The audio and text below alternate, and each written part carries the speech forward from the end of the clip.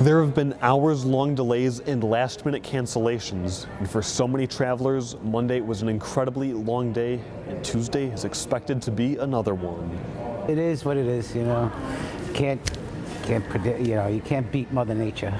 Planes were grounded and rerouted across the country thanks to a winter storm that spanned hundreds of miles. Allison Clark and her fiance are at Bradley International Airport to fly back home to Fayetteville, North Carolina after a weekend of wedding planning. But delay after delay came, and when we spoke with them, they were 4 hours behind schedule. I'm not nervous. It's more like the not knowing. But it's nice the hotel's right here, so if we need a place to stay, we can stay.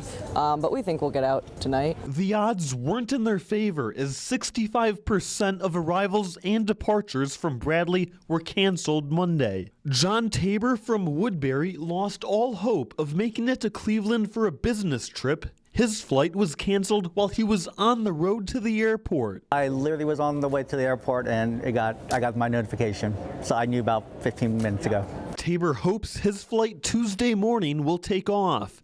And the business meetings in Boise, Idaho will have to wait for Mark Huschel as well, with another ill-timed notification of another canceled flight. I saw a lot of flights were canceled, but my flight was still on. Then it was a half hour late, so I thought I was in luck, so I left.